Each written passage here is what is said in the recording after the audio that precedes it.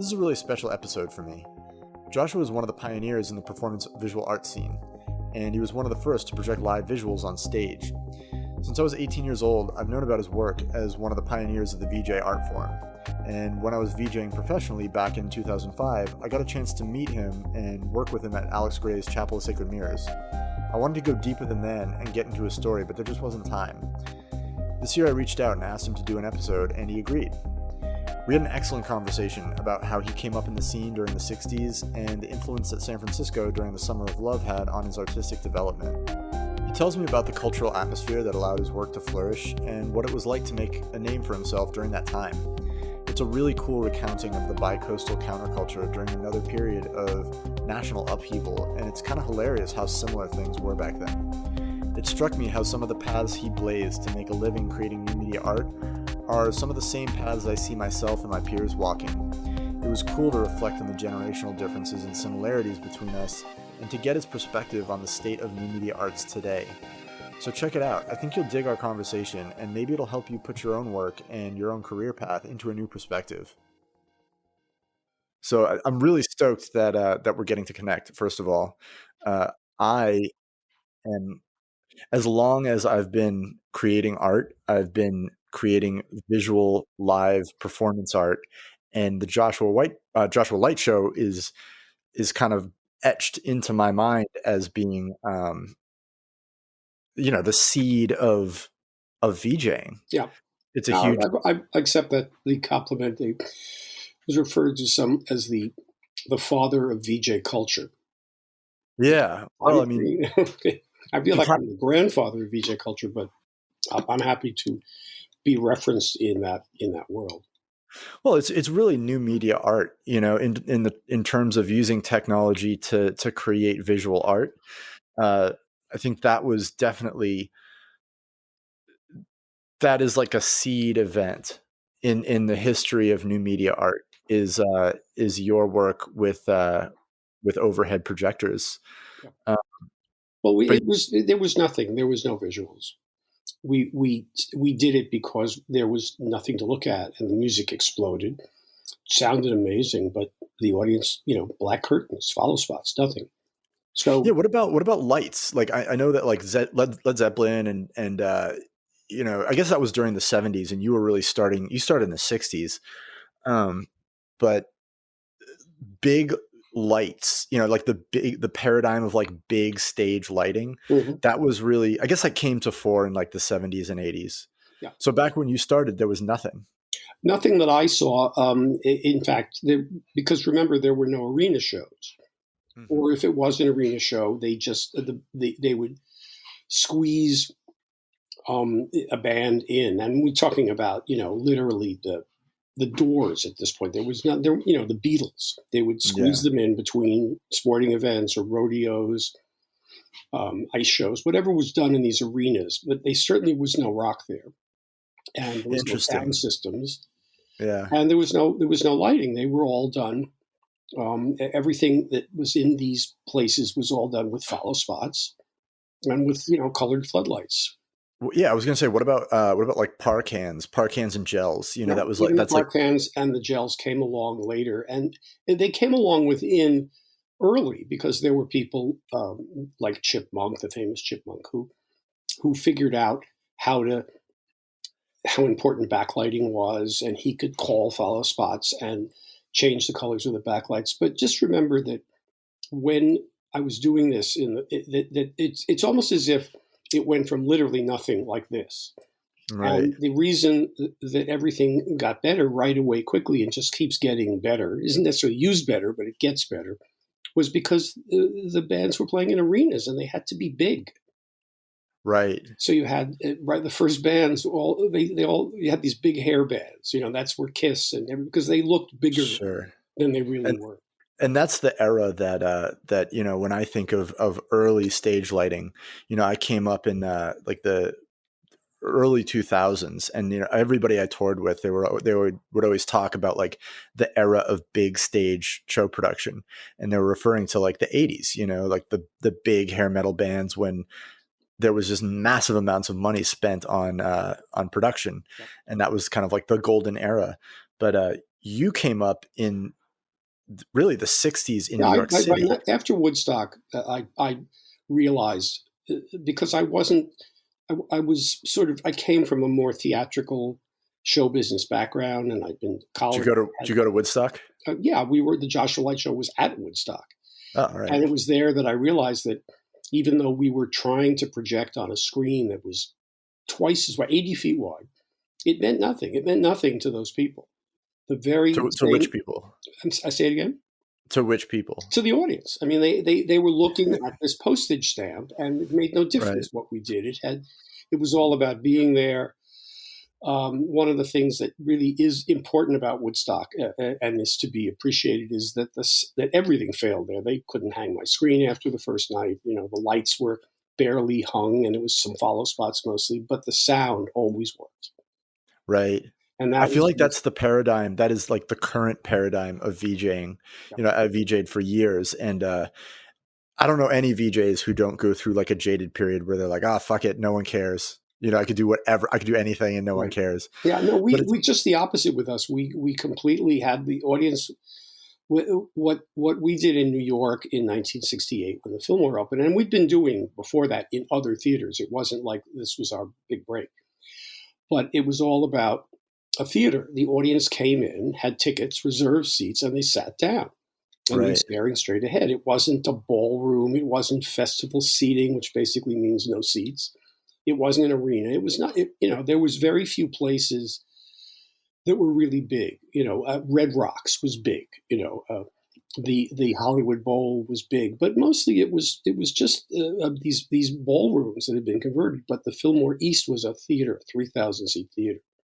so would you call So that more of a theatrical setting? we had a responsibility. We had to be very aware that the audience was staring at the screen all the time. So we started when the house opened, and we kept doing it until the house closed. Now, when I say doing it, Right. I meant that we always had some information. There was something going on that either welcomed the audience or gave them information or filled in these dead spots when the equipment had to be fixed.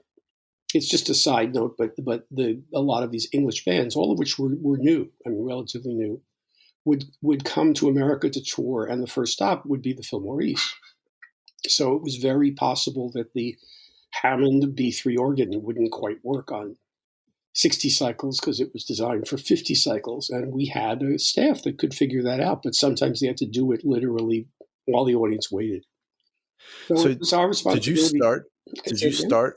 Did you start at Fillmore East? No, I started in six. I had started. I did my first light show in December of 1967 in a theater in Long Island that was trying to do what they called a celebration of sound, and we were hired to provide a visual behind the bands. And Frank Zappa and the Mothers of Invention were the first band. That was the Summer of Love. It was the Summer of Love, exactly. Yeah, And I wanted to ask you more about that. I'll ask you later, but that must have been an insane time, and I'm really curious about how like that moment in culture was being experienced in New York, because all we ever hear is like San Francisco, San Francisco, San Francisco, but there's that revolution was sweeping across the entire country. right. Yeah, it's crazy. You have to put away everything that we know for the last 20 years in terms of communicating, even more, because we're talking about half a century ago. And I'll just give you the best example I can. We were at Woodstock. The Joshua Light Show was hired to perform. We did it for one night, and then the screen blew down in a storm, and we just went home. It was an overhead projector screen. Well, like it was a rear projection screen. The light show was actually made up of lots of elements, one of which was the famous liquids on the overheads. But the truth is, we had mirrors, we had films, it was a big deal. And you had to be behind that screen then. That was our style. We didn't have to be, but that was the style that worked best because it got us. Not at Woodstock, obviously, but at the Fillmore, we were on the back wall, literally nailed up on the back wall, and there was room underneath for them to move the bands around. So I was going to say, how else would you have done it? Because we would have done what had been done before. We would have taken over the front of the balcony, and that was not a good idea because that was money. That was, it was always given that we would rear project. Right. I guess all I'm saying is that at that time, you were using a rear projector, or like an overhead projector, meaning you had to be physically located at that projector to Oh be yeah, no, manipulating it the was all media. manual. It was all manual. The Joshua Light Show really didn't start to use big video components until 5-6 years ago, and that was only because the prices finally began to come down, Yeah. and we could Yeah. mix analog with real with video, and the video quality got really good. So we began to do some elements of the show in miniature instead of a big overhead. We would use a small plate and put a good camera over it, and we would Okay. put that on the screen and mix it with other things that were not as sophisticated. Because at a certain point you were able to use cameras aimed down to abstract yourself from that overhead Yeah, projector yeah. hardware. Well, So that you yeah, could just, from everything. But the thing is, we didn't. It was all blended in. We never just rolled stuff. We never, unless there was money to be made, in which case we did what every VJ did. We put it all into a V4, and one person would just sit there and mix it. I mean, it was. But the thing that made it good was that they weren't mixing crap. They were mixing really beautiful stuff that we had made. sure. And On a side note, did you know that V4 mixers are actually experiencing a resurgence? I just yeah. found this out, and, Well, and they're very valuable right now because no one makes them. I'm not surprised. Adderall doesn't I'm make not them. surprised. Also, you can get them this big now, but but I've noticed that a lot of the young associates that work with our show purposely will make a movie, which is wonderful in itself, and they'll shoot it on a medium called SVHS. And SVHS was simply VHS. You probably remember VHS. I do. And I do remember was SVHS. the tinier 20-minute VHS that you put into the camera, which allowed the camera to be smaller. And Yeah. then when you wanted to play it back in a regular VHS, you put it into a thing that made it the same size. That's funny. I thought the SVHS had something to do with the quality of the tape. Maybe I'm mistaken. I think I'm thinking of like S video. Yes, no, this was, Yeah. but it was a purposeful choice. And when I was doing some of my earlier art installations, there were none of the programs that are very common now that make your stuff look old were there. So if you wanted, well, I mean, you didn't need it. It was actually, we had to, if we wanted something to look like an old 8mm film, we would shoot it on 8mm. I mean, that was part of what we did. And as I said, a lot of people now purposely work in arcane techniques, and that's fine with me. it's a style. It's a style that's coming back. Painting in oils is an arcane technique by today's standards. It's an aesthetic, and I think that like everything, it goes in waves. There was like an analog cassette. Cassettes came back, and they're being used as like an artistic, almost like a filter for musicians. So you like release your music on a cassette, and that was going around in Oakland for a while. People that I work with make vinyl records. I mean, they purposely. It's very important. Yeah. Well, it's a filter. It's a sound. It's like the sound of the technology that you're using to play back your medium or play back your art form. Yeah, that's very cool. I'm of mixed opinions with that. I think it's great on one level because I love hacking stuff and using complicated video projector mixed with some guy waving a mirror around. I think that's really cool. So describe I'm curious about like how you figured out your technique.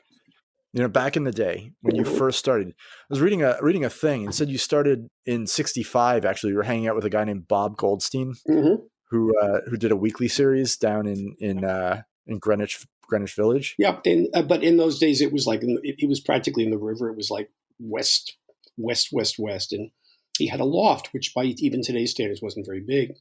Right. But he had a mirrored wall, and he had some Christmas lights that were hooked up so you could flash from one to another.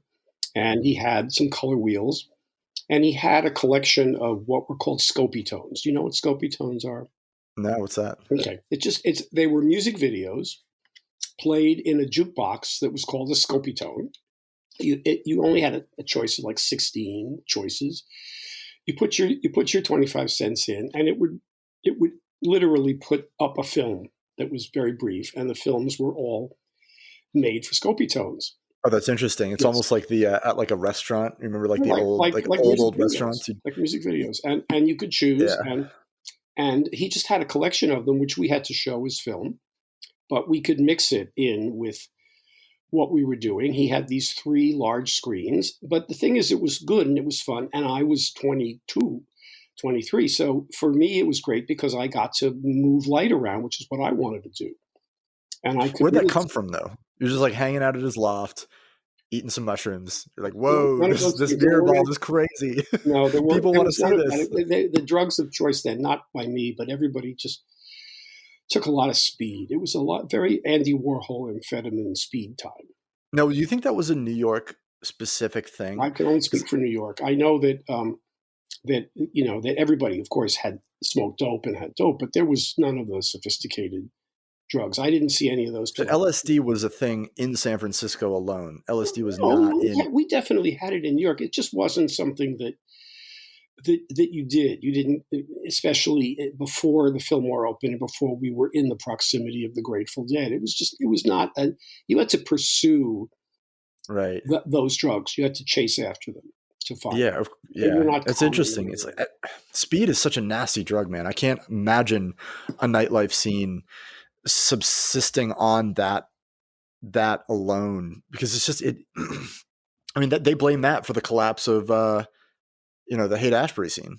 They say that the influx of speed and the mixing of speed and psychedelics really created this toxic environment, which tanked that, which was partly responsible for the crashing of that movement. Yeah, hey man, speed kills. Yeah, that's interesting. So that was what was happening in terms of substances. That was what was happening in the Andy Warhol, Bob Goldstein world. The Fillmore was different in that it was really about the music and about the bands, and that was very different than what preceded it. Now, how was like the Fillmore and that scene back at that time? How did that interact with like the Andy Warhol and the more pop culture artists, I guess? It didn't. It was there was no interaction. I mean, I was certainly aware of the other world. I had been to the factory. I knew these people, but again, they were just crazy. What's the factory? The factory was Andy Warhol's notorious studio. He had several of them. Is that where he had like all those people helping him make his art? It was a scene. And so he would go there, and Andy Warhol was very Sphinx-like. So people just really. I like that description. Yeah, they wanted. Well, as Truman Capote said, it was a Sphinx without a secret. But he had a way of manipulating needy people, telling them they were superstars, and they made all this stuff which was highly regarded in the art world and in the film world, but it didn't mean dipshit in the rock and roll world, and our world just exploded. So that whole world was completely somewhere else. Andy Warhol was represented by the Exploding Plastic Inevitable, which was a band of no particular skills or talent. There was some interesting people involved, but they were just just standing there screaming, and he'd fancy some German beautiful woman and say, "This is Nico. She's going to be lead singer." And next thing we know, or they knew. I just couldn't stand that scene. I knew enough about it to know that I had something else that I wanted to do. It's ironic. Sounds like a cult. It's ironic, and I'll just give you this point. In 1968, the Fillmore opened, and after we'd been there for about 6 months, word got around the city. So people were coming to see everything, including the light show, which got the credit for half the experience, because Janus may have been great, but there was also something to look at, and it was this light show. So we got a lot of good press. They were making this movie, Midnight Cowboy, a film with Dustin Hoffman and Jon Voight. And in the middle of the film, the 2 characters they play go to a Bob Goldstein kind of party. And they wanted Andy Warhol to do it. They couldn't find him. They couldn't find people to talk to. Nobody returned their calls. So they came to me, and I made them a party. We created it literally as scenically. We did the light show. I showed them how to do my parts of it, the visual parts. And they hired Warhol people to be in it, but the look and the feel and everything was all designed by me. 1968. And this wasn't the Joshua Light show, though. This was your TV thing that you did afterwards, yeah? Joshua Light show. And I know it's important, aside from the fact that it's 10 minutes into the movie, and you could just type in party Midnight Cowboy, and you'll see. And the work is subtle because it's not in your face. It doesn't look like a light show. It just looks like a happening scene. It looks like what people imagine it should look like. And we used a lot of tricks. And remember, I spent 2 years at USC Film School, so films were easy for me to understand. I was not intimidated by the scene or by the people. And John Schlesinger, the director, was great to work with, and Dustin Hoffman was great to work with. And it took 10 days to shoot a 10-minute scene. So before that, though, I want to go back to this. Like, where did the concept come from? You're hanging out, you've got all these Christmas lights, got some disco balls. Like, how were people doing things with oil and light before in San Francisco, in London, definitely. Where especially places where there was either smaller cities like San Francisco. People forget San Francisco was and is a very small city compared to New York. And London was still in what you call the post-war era, so there was no money, and everybody just did shit all the time. New York was different. New York was theater. New York was New York. Yeah, I was gonna say New York has always had a much more theatrical feel. And myself, I went to Carnegie Mellon Drama School for 2 years before I went to USC Film School, and all my friends were all people that it wasn't so much that they were theater nuts as much as they understood the discipline. So when Bill Graham decided he wanted to open a theater in New York and open it 3 weeks after he announced it, the people I work with, myself and many others, all understood how do you get tickets printed? How do you get how do you train ushers? How do you, deal with the fire laws? How do you deal with the police? I mean, these were all things that we were ultimately good at, which gave Bill Graham, who was a real fighter, great confidence because nobody said, "Hey, man, why?" They just said, "Yes, sir," and they did it. Now, were you guys friends? Is that how you ended up at his theater? I mean, we were pals, but I respected him, and more important is he respected me and the light show, because if you look at the history, we're on the marquee. It says Janus. It doesn't even say Janus because like they were a commune, so it was Big Brother. It didn't mention Janus at all. But Joshua Light Show's up there. It's on the posters. We came to the Fillmore fully formed. We'd already done the light show. Yeah, where was that formed though? Sure. Like, what was the crucible? Was it that dude? Well, it was several things. One was a year earlier, a place opened in New York called the Electric Circus. And the original Electric Circus was a major step forward in the visual scene because unlike concerts in, Carnegie Hall or in college auditoriums, this place was an environment. You stepped inside and they did all of these really clever and ultimately, by today's standards, cheap things. Was it like a club? It was another ballroom. We had a lot of ballrooms in New York. Standard. Was it kind of like a club or something, or it had been many other things. It was in the late '60s. The Lower East Side was Ukrainian and Polish, so it had been a Polish dance hall. Okay, I'm sure when it was built, it was a Yiddish something because all the theaters down there, of which the Fillmore was one, were all built by the Yiddish theater in between the wars. So there was this was the space, but instead of it being the traditional ballroom with a balcony and a bandstand for the orchestra, they broke the space up and they hung stretched nylon, and you couldn't tell which way was up. And then they did this thing that was important to me is they brought a really good light show artist who did a lot of good liquid work named Anthony Martin, and he came from San Francisco to New York. And interesting. So it's seeded back. They'd been doing it out there for years, but for 2 cents or for or for car fare. I mean, it just never took hold. So he came to New York and he put together something that was really nice, and you stepped in. And the other thing about the circus was it didn't really have like a VIP area, so you could go up to what was the old balcony and you could look down on it, which is very important because a lot of these places made the balcony into a VIP area. So you were always in the middle of it. You couldn't get an overview. Yeah. And also, I was fortunate in that the person who opened it, a guy named Jerry Brandt, who just died, married an old friend of mine from camp. So I could come and go and get in and out. And that was where I really saw the possibilities. And the circus was trying to be too many things. They were trying to be... have acrobats and clowns and bands, and they were doing everything. The walls were covered with AstroTurf. a lot of ultraviolet paint. It was every trope, every cliche. But, Right. they did book good bands, and the place was happening for a while. And so that was where I first saw it. And by June, it opened like in April, May, and I said, I got to go out to San Francisco to check this out. I Yeah. went to San Francisco, and friends of mine got me into the Fillmore.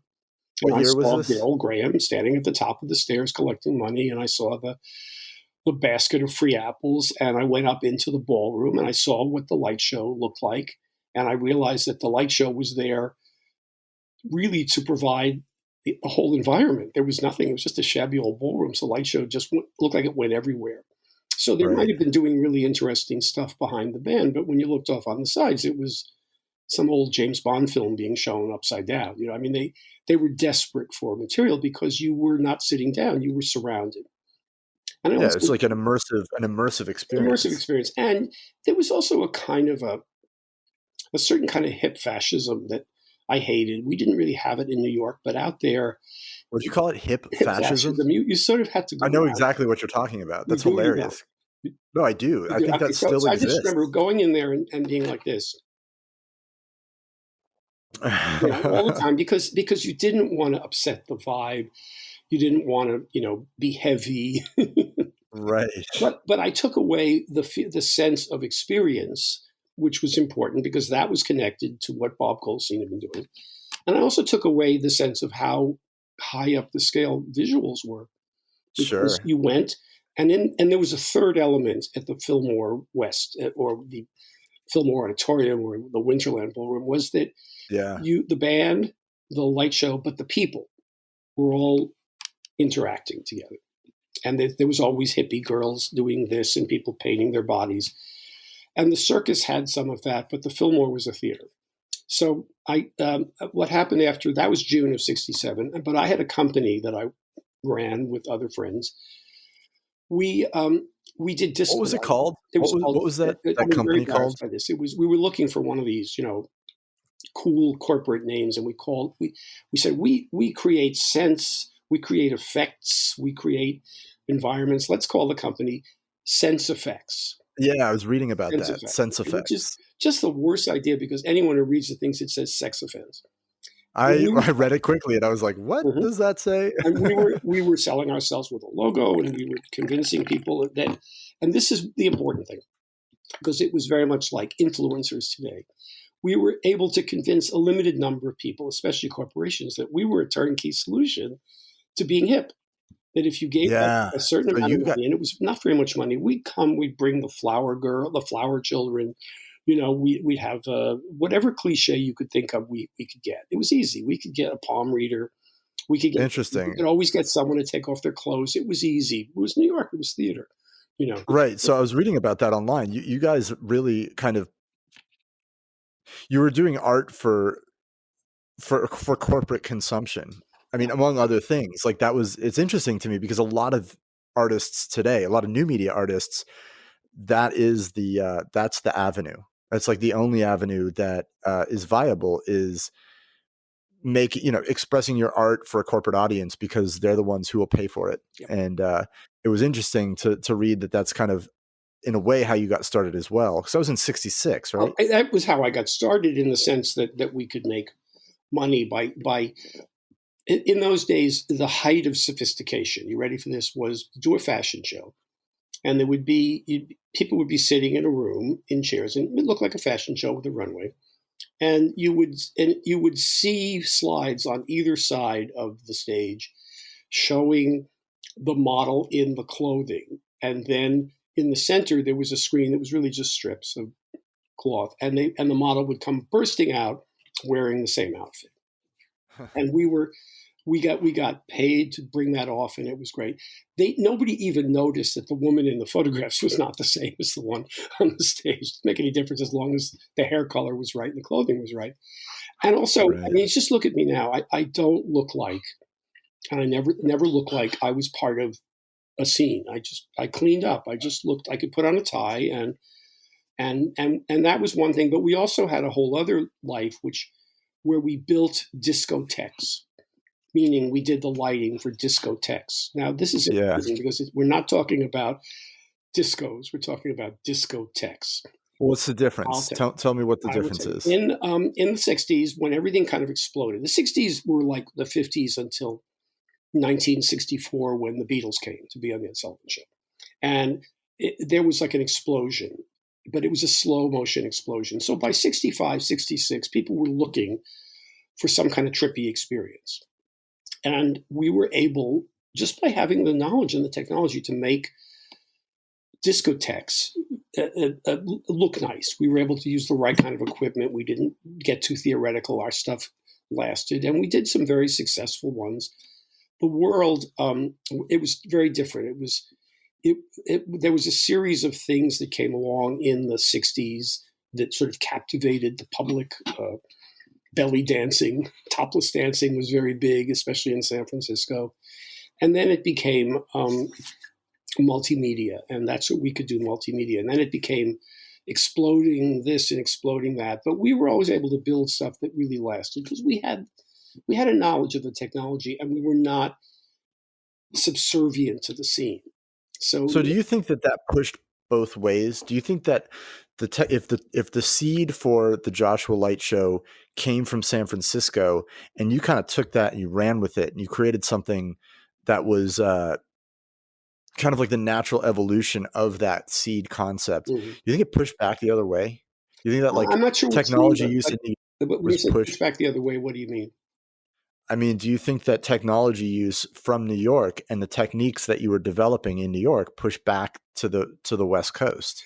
I probably, I don't, it wasn't rocket science. And also, as I said, there was only New York, and then people would open rival versions of the Electric Circus in Chicago and Boston and stuff like that. Well, that's what I mean. Like the culture pushes back both ways. It's like artists. No. It's imitation is the sincerest form of flattery. Everybody, if something happens. And it yeah, I mean, you can call it imitation. You could also call it inspiration. And I think that that's how like these cultural waves kind of wash back and forth, is you have like an artist who's iterating on something he was inspired by or she was inspired by. And then that inspiration causes some slight variation. It's evolution. Do you know what I mean? And I guess what I'm trying to figure out is like the evolution of the Joshua Light Show.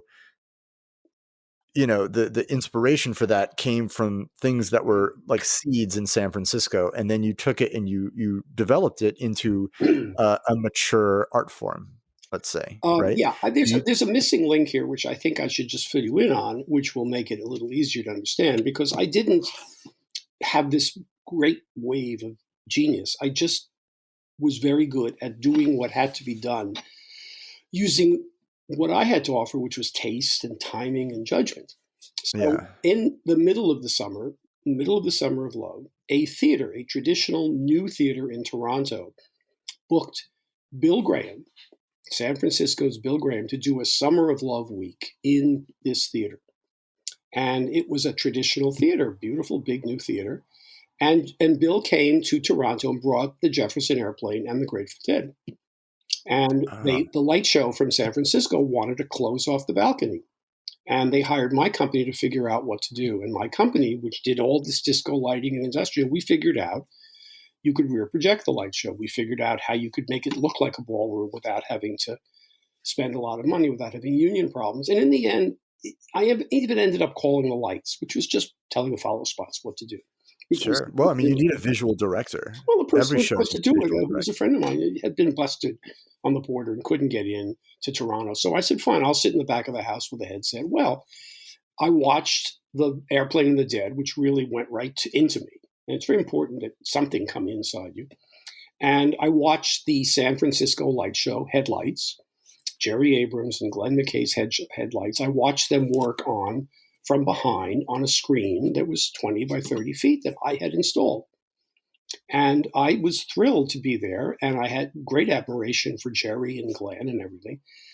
And I was shocked when I actually met them and talked to them. The two of them hated each other.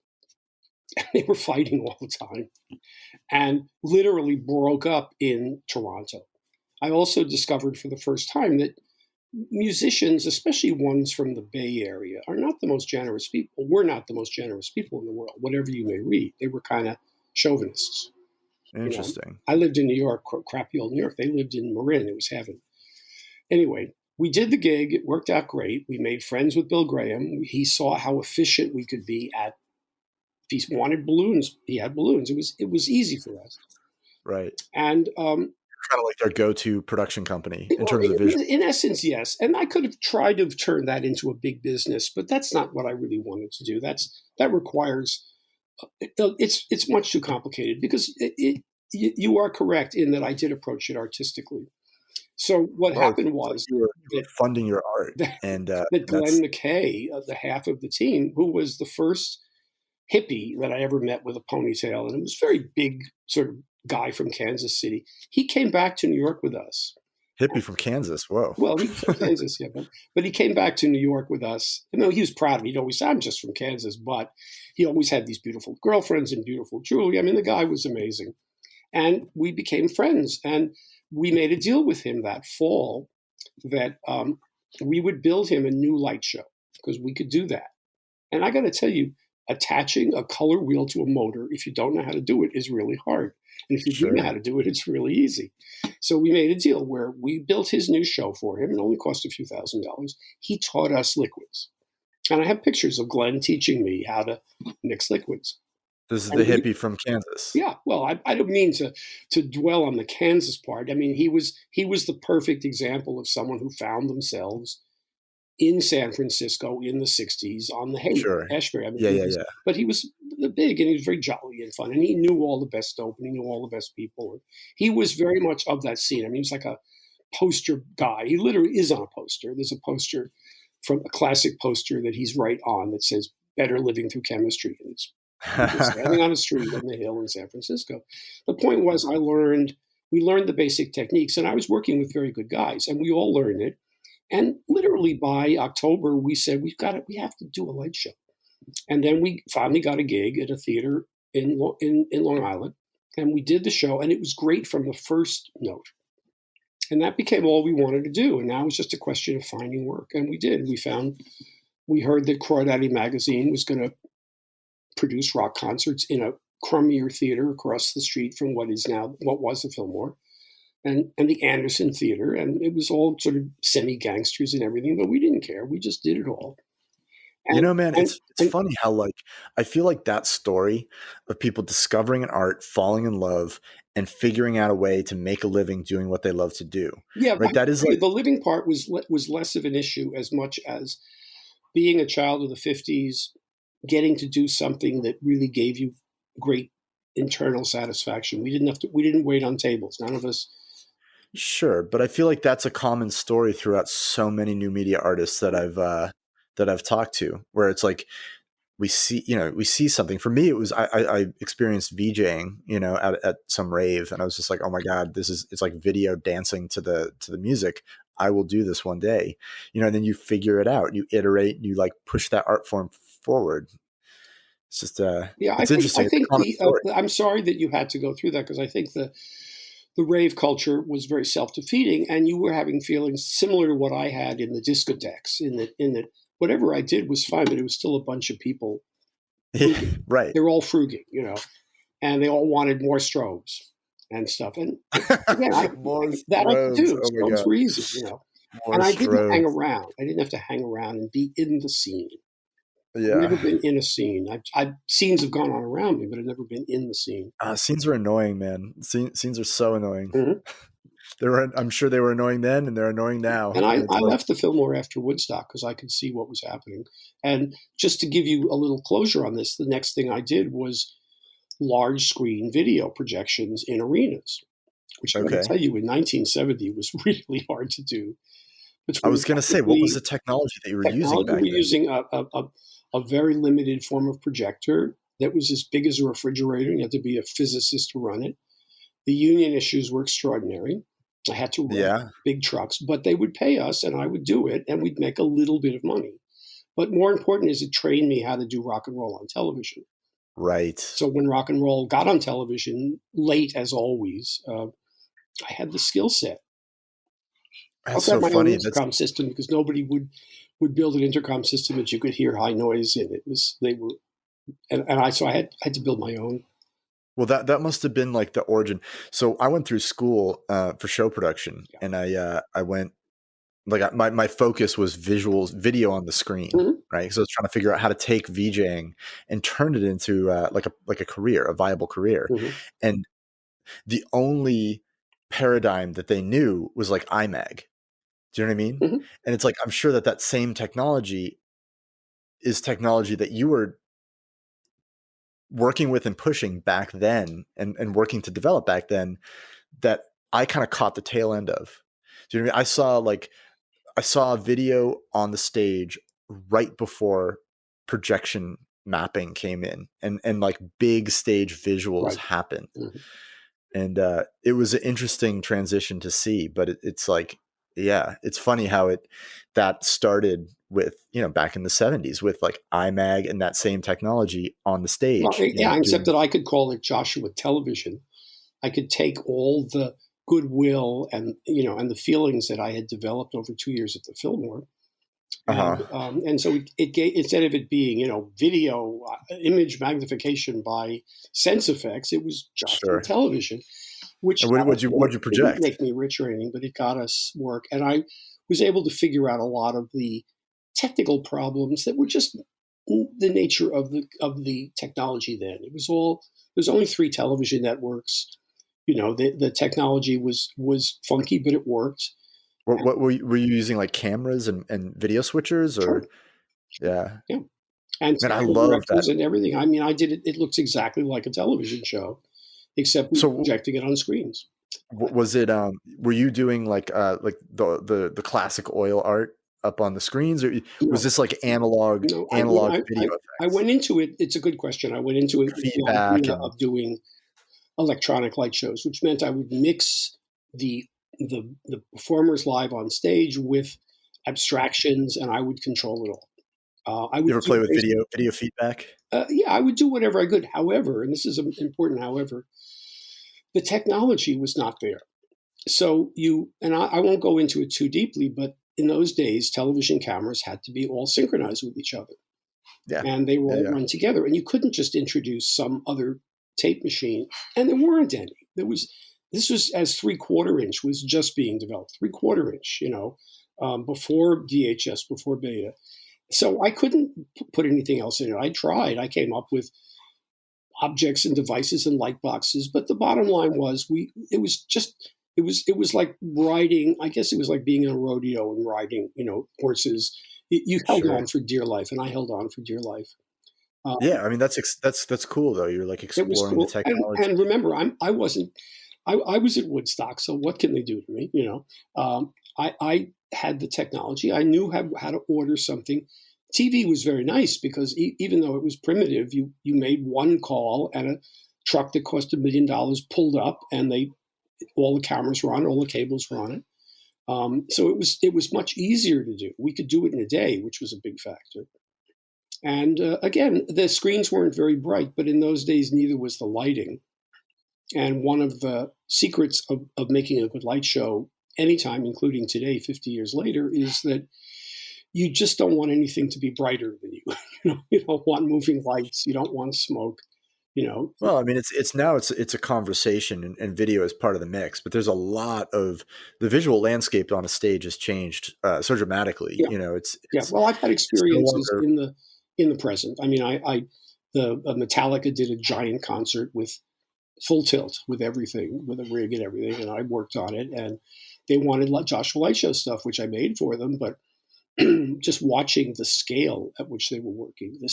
The video guy had 16 cameras plus playback. He had things flying through the air. There was they spent a week just pre-visualizing in Nashville the lighting cues. I mean, it was sure. amazing. I was not warmed by it particularly, but again, they paid me money, so I Well, did it's it. become industrial. Well, It's here's the thing. I think everything cancels itself out. In the end, Metallica could have stood on a milk crate and played, and the audience would have just loved it. They would have loved it. Right. And that's important. They didn't need to do what they did, but they felt they had to give the audience something, so they did. Well, in the ever evolving atmosphere and the like the ecosystem of live production, it's a never ending game of one-upmanship. And I agree with you. I think that at a certain point it detracts. I mean, it's all about the balance, Josh. You know what I mean? It's like you look at a stage and it's so easy to throw off the balance, like the visual balance, and have it look garish in some way. And as long as the bottom line is that the person that you've come to see is maybe 6 feet tall, if they're lucky, that no matter how big you make it, it still comes down to that one or two or three or four people. Right. Unfortunately, you just can't make it bigger. You can put the drum set on tracks and have it go up in the air, turn upside down, and ride around the room, but it doesn't make the drum solo any better. It's Right. just spectacle at that point. And Yeah. fortunately, I don't have to work in that world. I saw the much earlier versions of it. They were fun to watch. But I moved on. I became a television director. It was great work. It was union work. So when did that transition happen? It happened. I was working at ABC. Had this late night slot that they wanted to fill every night at 11:30. They didn't have a talk show, and they decided that once every other week they would do a series called In Concert. And the whole idea of In Concert was you went someplace. Initially, they wanted to go to college campuses. I don't know why. I guess left over from shows they did in the 50s. I don't know. But they thought the future of music is on the college campus, which was so not true. But I could, as associate producer, I could go and I could sit at a table and I could talk to the head of the union for ABC's engineers, who was a tough Irish guy who had, fought with Jimmy Hoffa, and everything, his veins were pulsing out of his neck and everything. And he'd be on my left. On my right would be the Grateful Dead sound man. Okay. August Owsley III. He was also their LSD provider. That's a great name. I'm standing there going, well, you see, Mr. Harahan, what Mr. Owsley is saying. And I knew that eventually it was going to be fine because the one thing the band does is show up and plays.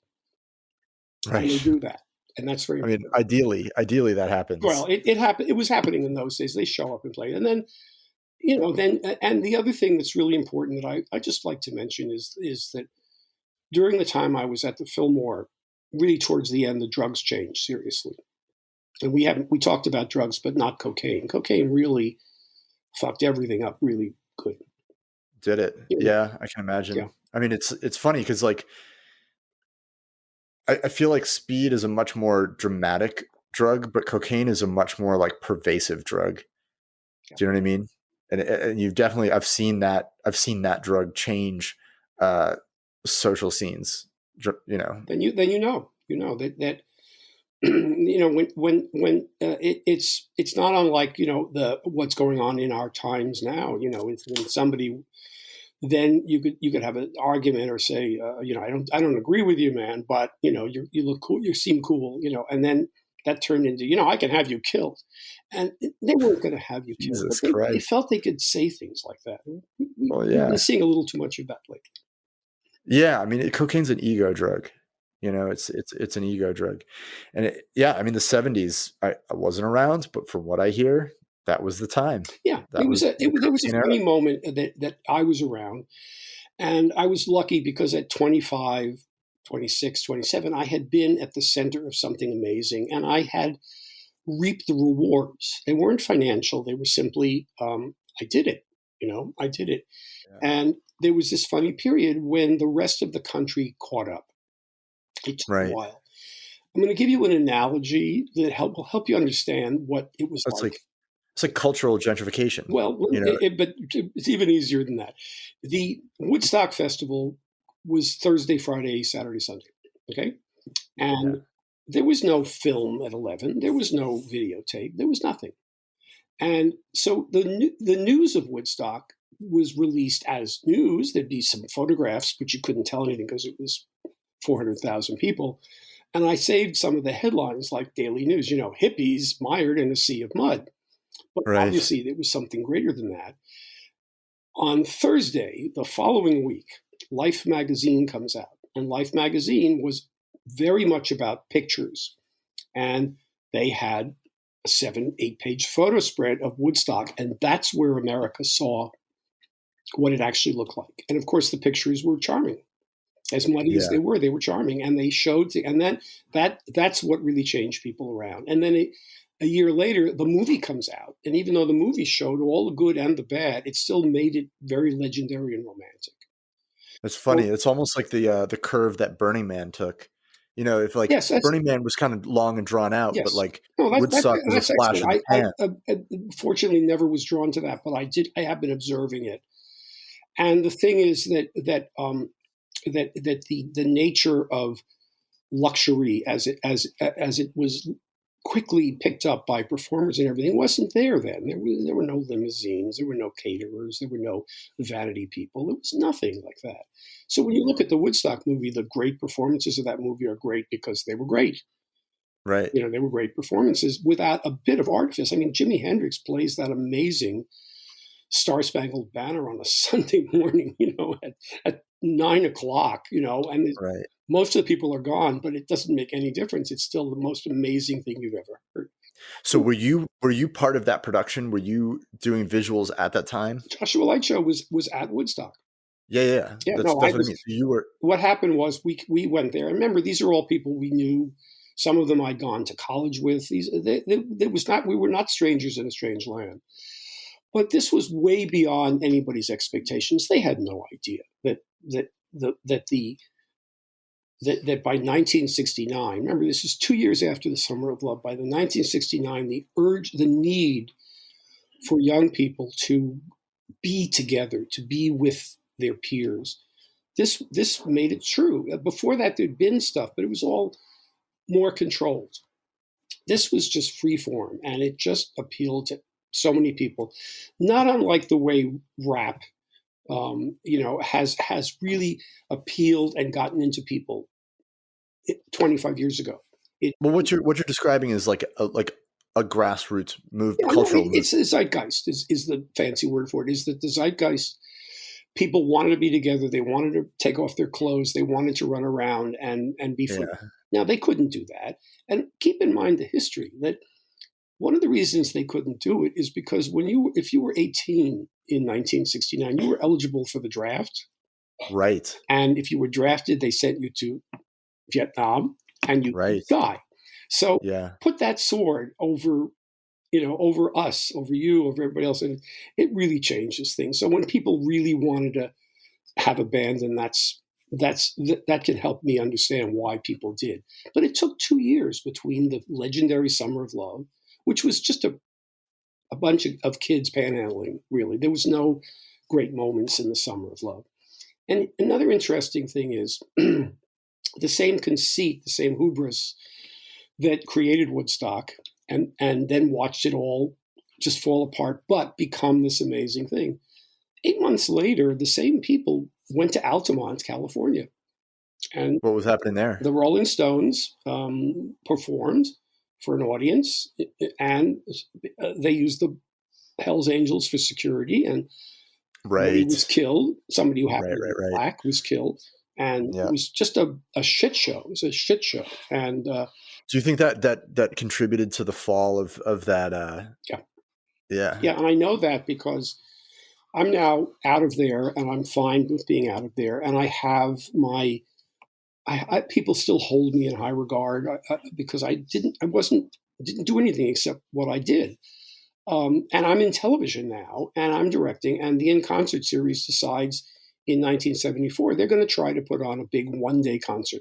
It's called the California Jam, and they were very nervous about it because they had Altamont in their minds, and Altamont had been 5 years earlier, but everybody would say the same thing. People will riot.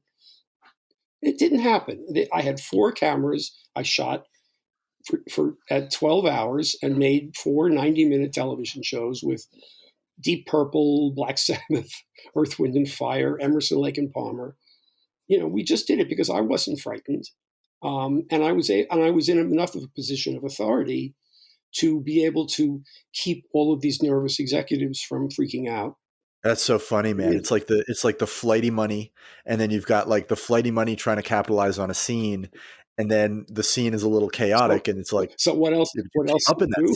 scene? Really, But you came up in that scene, so Fire Fest. I mean, the and the thing about it was that that we made these really nice television shows with no money, and I did something that I've always done, going all the way back to really the earliest shows I did, is I always like to document. Yeah. And I made a deal when I was doing the in concerts with two very good photographers who hadn't made a reputation yet. I'll get you in. I'll give you all access. Take whatever pictures you want of the bands, and but take pictures of me and the technical setup and everything, and give me Yeah. those and give me the negatives. It was a great deal. Sure. So I ended up with negatives of the California Jam, showing how it was done and everything, and they had all You these still good have those? pictures. Oh yeah, You still got those pictures? there's actually a website called California Jam, in which there's a collector who posts all of that stuff and has the negatives. I'm gonna put some up on the podcast I will notes. be happy to send you anything you want, but you just Cool. and when it's over, just give me a list and I'll send you pictures. Yeah. But the thing about it was that we were able to just bring this amazing thing off, and I'm very very very proud of it. Yeah, that's very cool, man. I wanted to ask you, kind of like zoomed out a little bit. How I have that effect on people. Yes. well, I mean, how much of an effect do you think the Vietnam War had on the intensity of that cultural wave that was happening? It seems like the more I read about the history, the more intrinsically linked that those two things are. Like the intensity of the Vietnam era, right? That war fueled the intensity of that cultural movement. Yeah, I can address it to the best of my experience, which was that first of all, you have to remember that the young people that were culturally involved in Woodstock and just the whole hip scene, which could be anything from having long sideburns, to being totally drugged out, were exactly Yeah. the same age and the same backgrounds as the guys dying in Vietnam. Well, the guys dying Right. in Vietnam were a little bit more brown and black, but they were the same age, same generation, and there was this fork in the road. Do you go where the greatest generation was? Do you go fight Hitler, which is how it was Yeah. framed for these people, or do you Right. get cut loose and duck the draft and have free love and all of those things? And Well, create your own thing. Yeah. It's your own almost like thing, there was exactly. this fight. There was like a struggle, tug of So war you going have on that, between. number one. Number two is that the music of that particular golden period, the period of 68, 69, maybe 70, Yeah. was the soundtrack. That was our soundtrack. I mean, you would hear that music played in Vietnam footage. You would hear it played by the soldiers. You would hear it played by everything. It was the anger of Kent State and all of those things became the soundtrack for that generation. I'm not sure there's a soundtrack for this generation. There may be. I have no way of hearing it, so I don't really know. Yeah. Possibly not. I don't either, honestly. I mean, there's definitely the music industry is such a mess, and it's after the fall of the music industry, I feel like it's really being reinvented. Like the economic model is being reinvented. Unfortunately, I think that artists are again coming out on the short end of that stick. But yeah, I mean, it's just it's really interesting to think about how that's evolved and how like the music industry has evolved, and really that's gone hand in hand with the evolutions in popular culture. I agree with you there. I also feel that this is about the most dreadful time that I can possibly imagine, meaning the pandemic. But it is interesting. Can you imagine being in like high school right now? It's ridiculous. Yeah. But what will come of this might be good things, and I mean that in strictly artistically, because you can't have these big mega concerts, and there won't be any for at least another year. Don't expect anybody. If they even mount them, no one's going to go, or not enough people are going to go that they can guarantee these acts such incredible amounts of money. Remember, these packages were all put together. There were no individual entrepreneurs anymore. It was strictly corporate. And I think we're going to have a period which is just like what I experienced in the 60s. in the 60s, you couldn't get your music heard anywhere unless you went through one of the gatekeepers. Right. Dick Clark, he may not mean anything to you now, but Dick Clark had a TV show in the 50s called Bandstand, and here's this nice-looking guy with a tie and very well-mannered.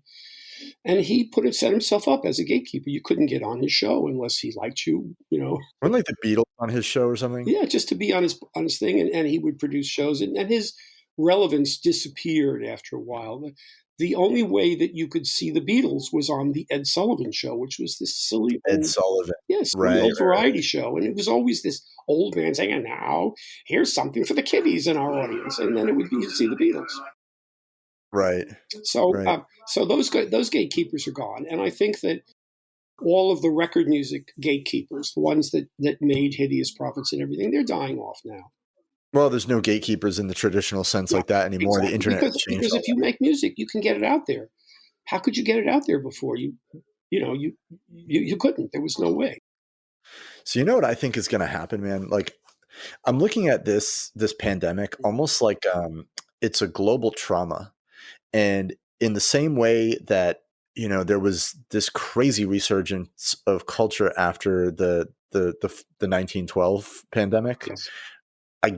I really hope that this marks like a bookmark in the counterculture of the world. Look, and after the 1918 Spanish flu, the movie business, radio, yeah, everybody after World War II, television. So, right. and then the whole internet. So there's going to be more new stuff, and I can observe it and enjoy it. But those people in high school, as long as they don't die, there's going to be some interesting stuff out there. Well, I just think people are like so cooped up. Serious that can't get their music out. It may be people are going to explode. People, but it's out. Yeah, like after the pandemic is over, people actually can socialize again. I think we're going to see some really radical and new forms of cultural expression. I feel that a lot of the big scale things are just they're going to come back, of course, but there'll be, Disney productions. There'll be companies that can absorb the back end. There's always the joke when Elvis died. The joke was Elvis is dead, but you can go to this large arena and see Elvis's jacket. It's on tour. I think there's going to be some. I think there will be some forms of kind of like corporate packaging of culture, but I think that just like like Burning Man is effectively dead. That's how I feel. And Burning Man was a cultural phenomena that carried the United States and the world really through the 90s and up until now. But it's become extremely packaged. It's time. Yeah, it's time for a paradigm shift, man. It's like this is the perfect bookmark. It's like what comes next? What are we going to do after this? And it's really exciting to see and think about like, okay, what will be the crest of the wave? So because we won't know because it will crest before we are able to perceive it. That's what happened with my generation when I was in my mid-20s. Well, you might not know it's a wave, but you could definitely be part of it. I think that what you were part of was the crest of a wave, right? Back in the you keep your mind open and you watch, and nobody's sitting around waiting for you, Rob, to give the answers. You have a specific thing that you do, and it's up to how the clients perceive you. I was looking at, go back to the California Jam for a minute. I was looking at some of these pictures, and I am wearing my Fillmore East Usher shirt, my green football jersey, because I knew, without realizing it, that if I put it on, and all these bands show up with these 200,000 people, and if I spoke to them as the director of this entire thing, I'd have a certain authority because they would see something familiar. I didn't even realize I was doing it. Right. Yeah, that's cool, man. But I think if you want my opinion, my big overview is that I do think that that people will begin to understand how important it is to have things made by hand, which does not mean they're projected by hand. It does not mean that they're one of performances. It just means that at a certain point, there has to be an artist involved. And right now we are at a funny place, or we were at a funny place, where the technology was so complicated and massive and expensive that ultimately the art became like advertising art. It was too many people had their thumbs in it. And I think that Right. now, because technology has become so universal and democratic, if I have an idea, if I have an idea for an Instagram, I can go make it right now if I can do it. And I've been experimenting with that just to see what happens. And every time I make a little movie, and it can be just something off the television set, but it's the right moment at the right Right. time. Yeah. Yeah. 150, 200 people, will like it. And I don't have Is that that many your medium followers. right now? Are you like you releasing content on Instagram? Not really. I don't have to do that. It's what I like. What I want to do is, and what I try to do now is pass stuff along, so that if somebody says we want to buy your light show, I ask them enough questions to find out what they really want, and then Right. I connect them with somebody that I think can do it, and then it's up to that person to sell them.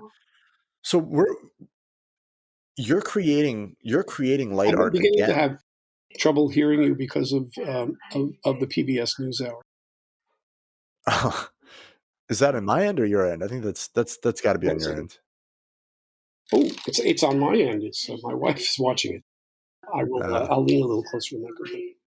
no, Never it's mind. cool. It's my end. I can filter it now that I know the source. Yeah, no, I was wondering though. You're making art again.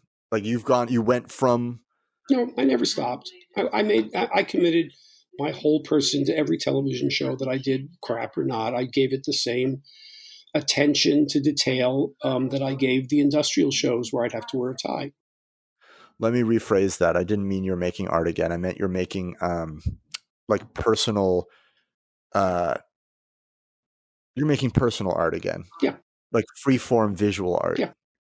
Yeah, and what form is that taking? Like, what's that like? Well,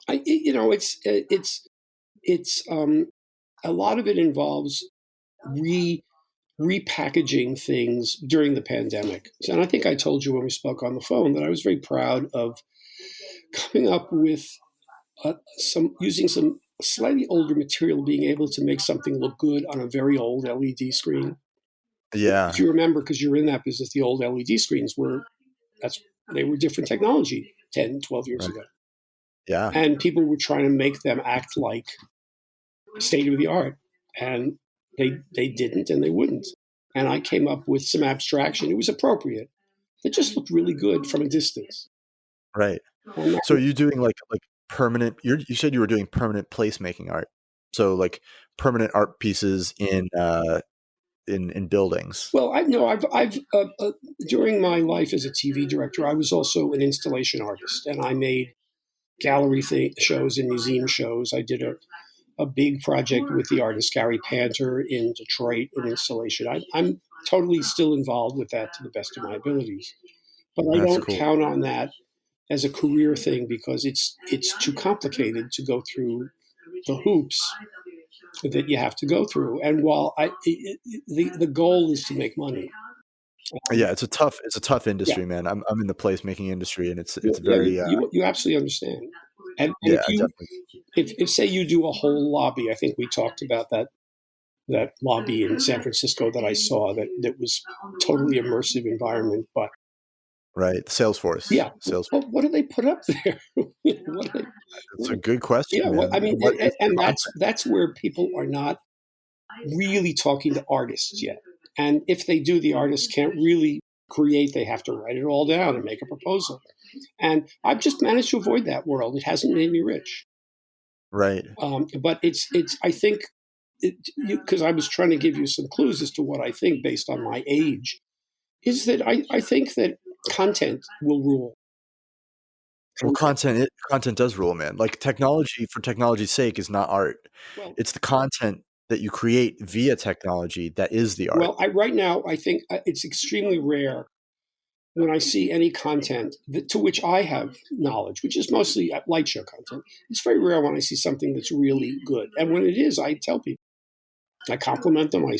I write to the maker, Yeah, you yeah. know, and I And basically I have my own lines of judgment, and one of them is were any human hands involved in this? Anybody can take ink and squirt it into a tank, and then put it into a program and have it split down the middle like a Rorschach test. That's not art. That's just process. And Yeah, I think there is art in computation. Like there is art in programming. oh, absolutely, absolutely. But somewhere, and this again, this is me. I'm allowed to do this because I'm old. Somewhere, somebody has to put a pencil on a piece of paper. Just start somewhere. I mean, even Frank Gehry, who's the master of technology, he starts by crumpling up a piece of paper, and out of that comes ideas for a building. But that's me. You don't have to do that. That's just me. Well, I think you're right in that physical medium and the real world, right, is most of the time the real world is the best inspiration for art. I agree. The best art I've ever seen has, with few exceptions, been based on some natural phenomena. And I think that's that's because we're humans, right? We're physical Yep. animals. Yes. And like that's I talk about sometimes when I'm going off the deep end, which I'm not going to do with you, is I talk about being able to perceive a heartbeat. In other words, if somebody's making something, even a painting, I can perceive the heartbeat. I can tell instinctively whether something was produced by a robot, right. or whether somebody at some point, something human touched it. Yeah, it's funny because there's a lot of art going around, like AI art, and Yeah, and it's it always neat, but I haven't been like blown away by it. look, I have a collection of little things. I don't have a big collection, but one of them is mind reels. Some guys in San Francisco were going to sell 8 millimeter film loops that you could Right. show in your house and trip on. And I don't collect a lot of it, but I save certain ones because they're just so beautifully ironic. Yeah. And I there's a Facebook group that's very informative that I enjoy, which is the Psychedelic Light Show Preservation Society, which is Whoa, wait, what is it? yes, the Psychedelic Light Psychedelic Show Light Show Preservation. Preservation Society. It's So a write that Facebook down group, right but now. it's well administered in that it's me and several other guys, some of whom I just only know as Facebook friends, and we don't let people in unless they can demonstrate by simply answering questions whether they're serious or whether they just want to like be around the Grateful Dead. Oh, And yeah. you filter out all of those people, you get some very interesting, dedicated artists, and those are the ones I'm encouraging. Right. So it is an artist group. It's a I group think for so, yeah. artists. It is, and I've also I try to be generous with compliments, but not over complimentary. And I'm also ask me if they say, "How can I do this?" or "What do you think?" I'll tell them, just like an art Right. teacher would give a crit. I'll say it's great, but Yeah. do it. Think about slowing it down. That's funny, man. That's like literally the only reason I'm on Facebook still is the groups, the artist groups that I'm part of. Yeah. And Yeah. there's a guy in our group who makes glass spheres with opals in them.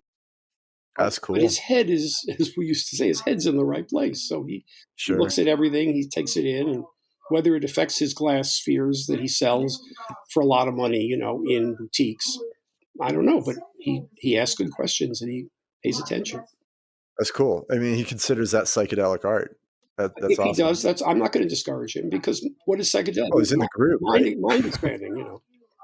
I think at some point back in the past, I tried to connect you with Beck Stupek. Do you remember? Oh my God, yeah, she's like on the road now. She's out here, and she was working for what the fuck was it? Instagram? I think it was Instagram, but no, it wasn't Instagram. Pandora. There's a she. Pandora. Yeah. Yeah, that's who she was Yeah, working no, for. that's old. That's old news. Yeah, The current news is that she's living in Senegal. She's married to. She got divorced from her first husband. She's married to a drummer named Ada, and the music they make is great. And Senegal turns out to be the new Berlin.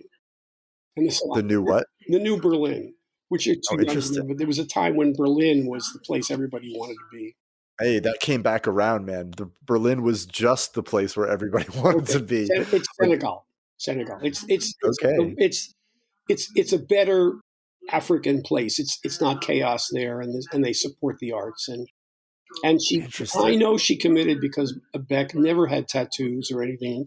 When I saw her last, she had a full, beautiful set of tattoos on both arms. So, That's but she cool. was the reason that we became friends, and she was one of my best collaborators. Is because when I met her at a .com in 2000, in 1999, she was trying to do what I did. She Yeah. was mixing with her V4 and playing back from mini DV tapes, and I That's how I know her, is through the VJ scene. and The and VJ scene back and in nothing 2000 stopped. I or mean, she just finds different mediums, but she's always out there, and I just want something to stick. But I yeah. worked with her for years after that. She was my main collaborator with the Joshua Light Show. Yeah. That's we met back in it must have been, it was through Andrew Borg, and it was what's that space called? That crazy psychedelic place. Yeah, what the hell was that called? Fuck. Whatever. It was real jive ass. I mean, it was basically an event space Yeah, it was cool though, man. disguised as a psychedelic church. Yeah, it was the psychedelic church, and it was that visionary artist. What is his name? You Why know, am I if spacing? he were really a visionary artist, I'd remember the name. Yeah, It was okay. Alex Gray. Alex and Alex Allison and, Gray. and, and his wife, yeah, they. Right. Yep. Yeah, And, that was and a there was that was a there was a cool little young woman, cultural. Geneva, I think was her name, Geneva, and That was my partner back right, then. and I tried to work with her, and we did the best we could.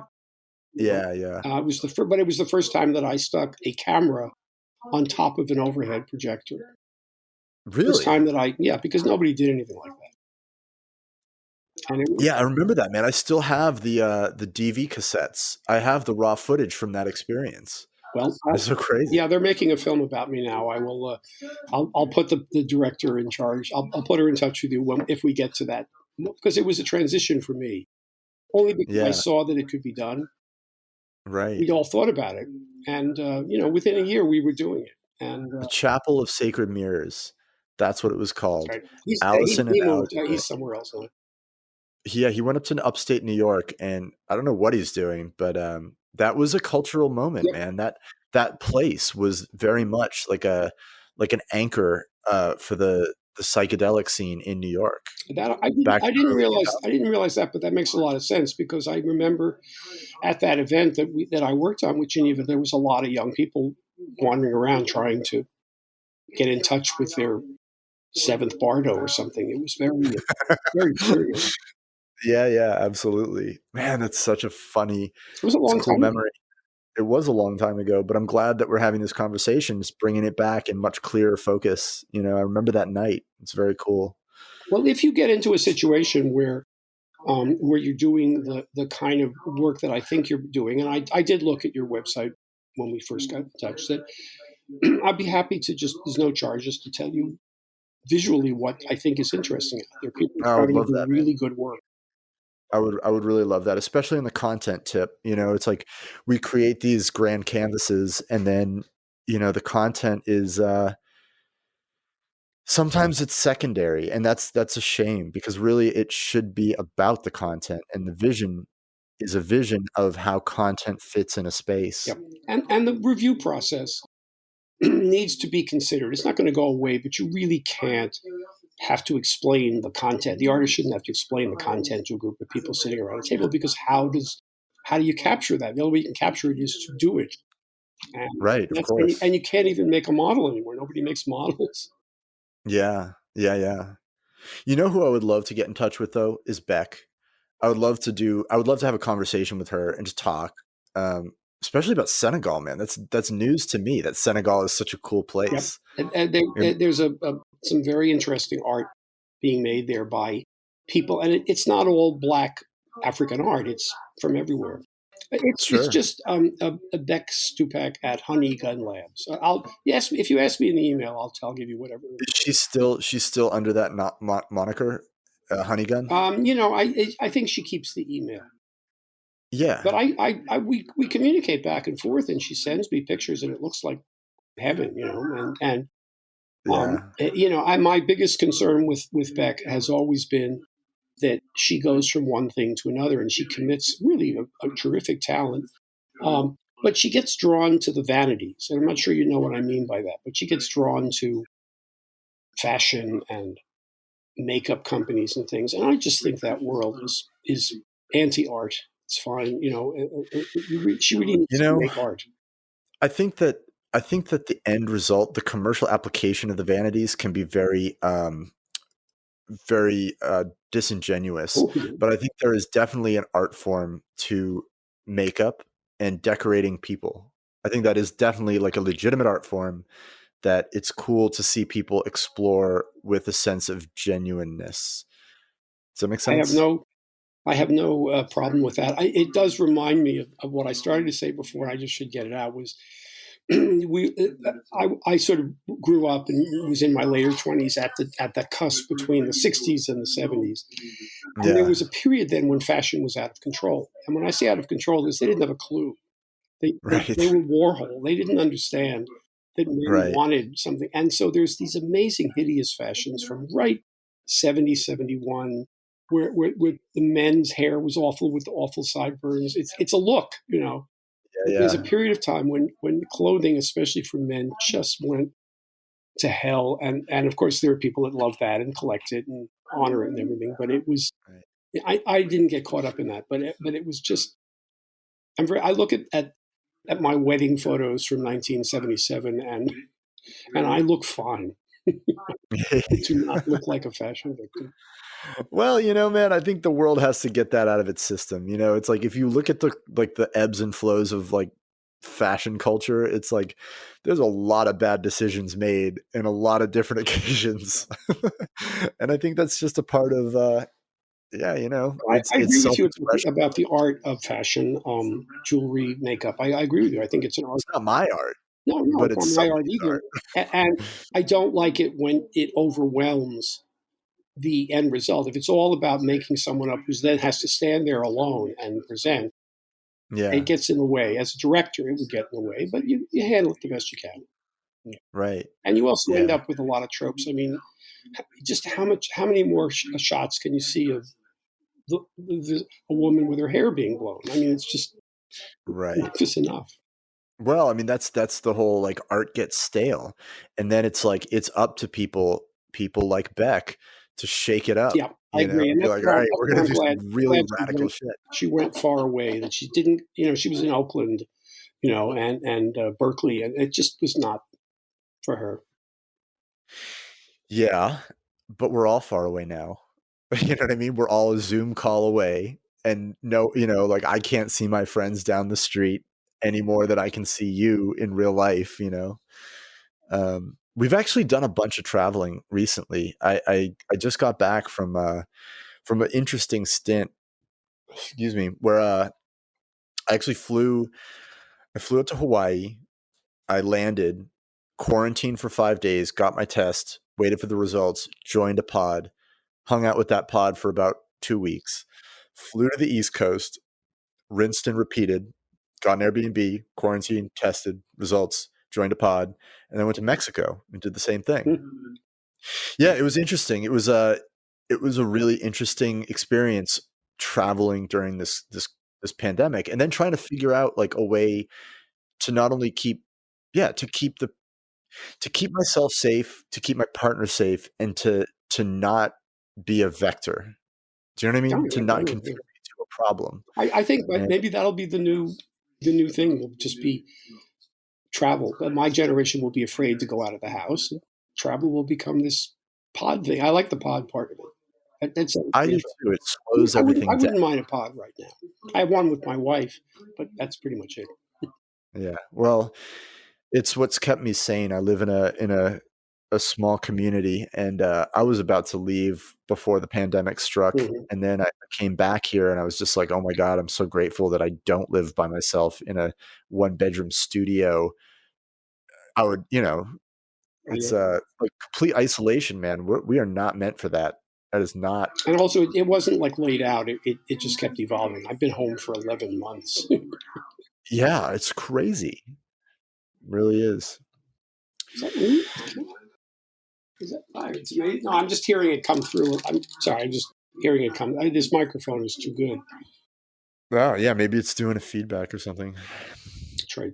Um, listen, man, I think that we should probably call it a wrap. Hmm. It's been about an hour I and a enjoyed half. talking to you, and I'm easy to reach, as you can see, and I look okay. I'm looking at myself. I look fine. This has been a great podcast, man. I think a lot of people are going to think. I think a lot of people are going to be very interested in what you have to say. You know, especially this audience. We're very focused on like new media, visual arts, and what we just talked about is kind of like it's the roots of that. It's the beginning It's of that. all about the future. The means of production is no longer a problem. Yeah. Right. Cool, man. Well, I really appreciate it. I'm gonna follow up and I'll run this by you before we post it. I don't edit for content, I just edit for sound quality. And then yeah, I want a bunch of those pictures and some connections to like cool people we talked about. And Okay. I'll send you. I yeah. just send me an email, and It's easy. I'll just answer the questions right on your email, and you'll have it. All right, brother. Okay. Take care.